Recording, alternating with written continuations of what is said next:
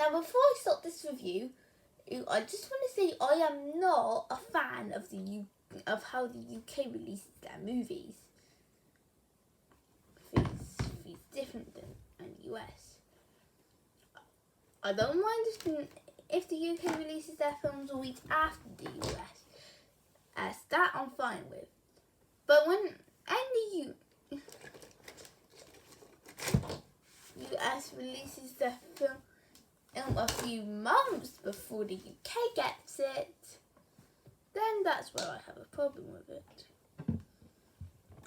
But I have to watch it on Putlocker so I can at least get a review up. And that's what I did with The Boss Baby 2 Family Business. Tim and his boss baby brother Ted have now grown up and have drifted apart from each other, while Ted's become a businessman and Tim raised a family with his wife Carol and his two daughters Tabitha and the new boss baby of the picture, Tina. No. One day, when Ed returned for the holidays, it turns out it's because Tina needs him and Tim in to stop an evil villain called Dr. Armstrong, who's planning a baby revolution. So Ted and Tim have to come together again and stop Armstrong and his evil plan.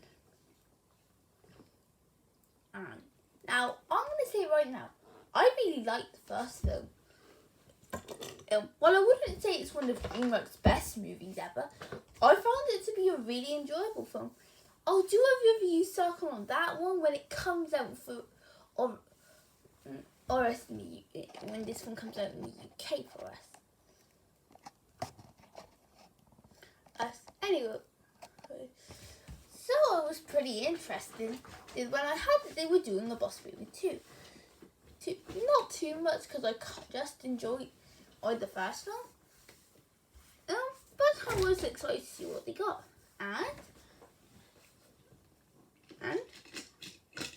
yes, I'm actually happy what we got. I think I'm just going to get at the film's big problem. Between this and the first, I think the first handles its characters a bit better than this. There's not really much to do with them. Tim and his boss, baby brother Ted, have now turned into adults and have to come together again. And I'll admit, actually, those are the two interesting characters, as you want to see their bond on throughout the movie. As it grows.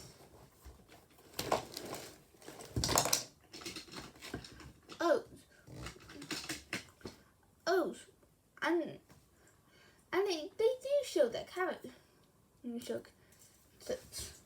Where Ted is the boss who thinks he can do it alone, and Tim just wants to be reunited with his daughter Tabitha.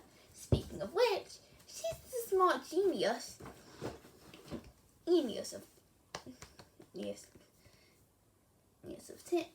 of the family. Emily. I really enjoyed her. She's definitely my favourite character of the film. Oh, and she wants to be as dad to be a singer in the Christmas pageant. And you want to really see her succeed. Even cheer her on. There's also Tina. At first, I'll admit, I wasn't really too big on her. Her humour was definitely not the funniest and the best parts. But after watching it properly, I actually thought she wasn't too bad of a character. A little annoying with her humour, yes. I mean, she does offer some of the weaker jokes of the film. But she does know how to get the job done.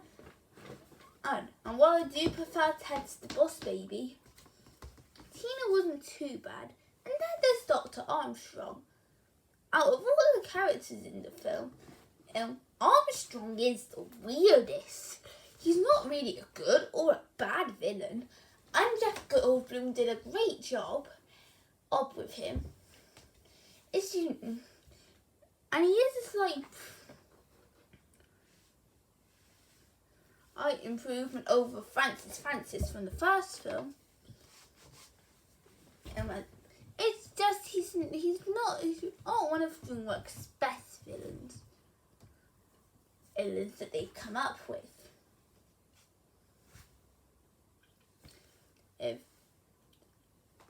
As for the rest of the characters, a big problem I really do have with the cast is that they don't really offer much.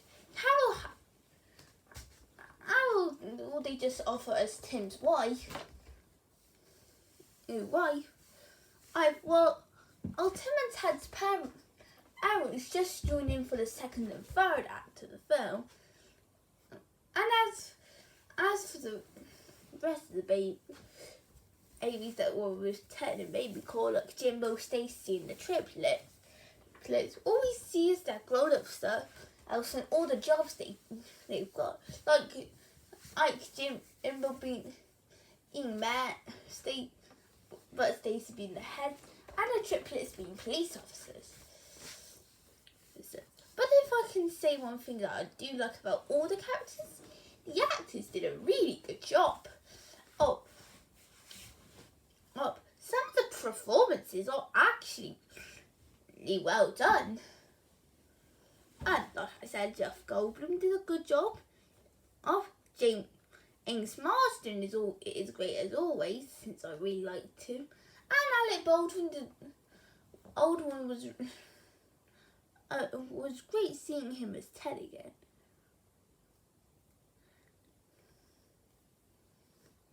And so yeah, the characters aren't great, but the actors are. Now let's go on to the story. From the top, it doesn't really look like the film came up with the most original story. It's about Tim and Ted where they have to turn up and back into their younger selves, something I forgot to mention in the plot. And they have 48 hours to stop Dr. Armstrong on with his plan. And because that's how long the formula lasts, 48 hours. Why is there always a time limit on these things? At least it wasn't 24 hours, so it gives them at least a bit of time. But still.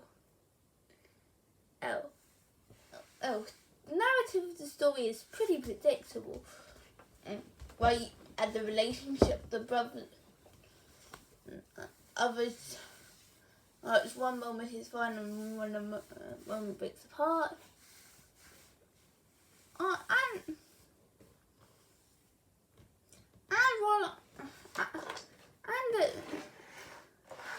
The films definitely didn't offer it. However, the execution, on the other hand, really did try, and it did a good job. This film, I'm just gonna say right now, is the craziest animated sequel ever. You think you just have one normal moment, but no, it just goes through into the craziness. And once Tim starts talking to Wizzy, his wizard clock, there is no going back. That's when you know you're on the crazy train. And yet, with its out of control tone, not only does it lead to a few moments being unpredictable, but it offers some fun humour. Yeah, I said that the jokes with Tina aren't really great. Hey, but other than that, they do really land, and very well. Oh, and damn, does this film want to be heartfelt and does it so well. Oh, the heart of the film is easily the movie's strongest aspect.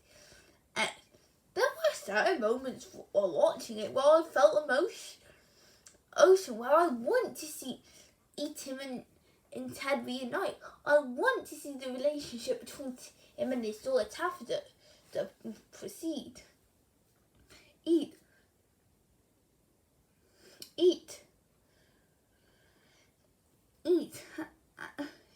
And it's what makes anyone that watches it want to see good triumph over evil.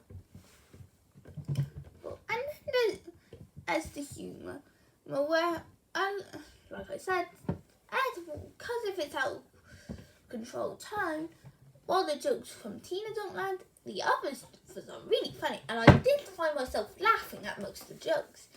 Next, there's the animation. And I do want to say one thing. I just think that the animation in the first film is good. Not the best animation I've ever seen from DreamWorks, but it wasn't too bad. And with that said, can anyone tell me what I can call the sequel's animation great?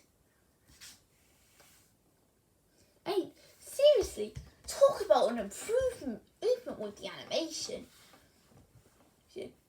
The animators did a great job all throughout the whole film. Oh, for the design, I need to give round faces for the babies and just uses this small body things. And while it can seem weird with the head bigger than the rest of the body, it's actually done to its advantage. Another aspect that the film does really well is with the action scenes, where the animation can get really creative and fun as well. Oh, whether it be fights with Armstrong, or because of his out of control tone. Some moments that can come out of nowhere. But the true highlight of the animation to me is with the character animation. I know I've heard complaints about the character animation being a bit too crazy. And it can be. But it does work. Like the moments where Tim and Ted are transforming into their younger selves. Or with the action scenes to show some great creativity. However, they managed to make the animation really good. So overall, I wasn't really expecting much from this sequel. Cool. So I was expecting something good with the Boss Baby family business. And it's just not really much, especially when it doesn't offer the most interesting story, and some characters not have a big focus. However, I can say that it's a slight improvement over the first film. With some great animation, a great out of control tone. That makes moments feel intense. Some cool action scenes. And heartwarming and some really heartwarming moments, as well as some talented actors. Of course, fans of the first film are going to be the ones that will enjoy this a lot. And even if you're not a huge fan of the first, or haven't watched it, it's okay to watch the standalone film. You might need to get some context from the first so you get an understanding what's going on. But other than that, you should be good to go with this.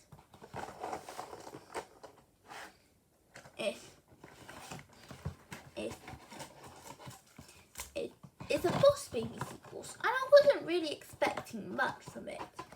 But I can't believe I'm saying this, but this is actually more good than I was expecting it to be.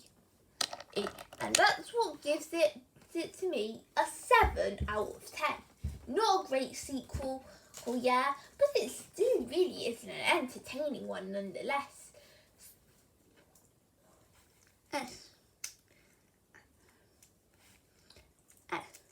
And hey, it felt great reviewing the DreamWorks film. I think it's been a while since I've reviewed one. And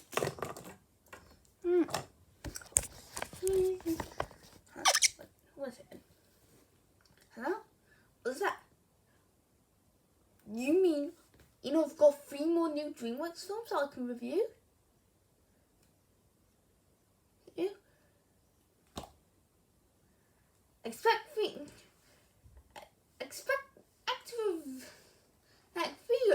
review of the 3 latest DreamWorks films coming out. Cruise 2, Spirit Untamed, and Soul Hunters, Rise of the Titans. See you later, folks.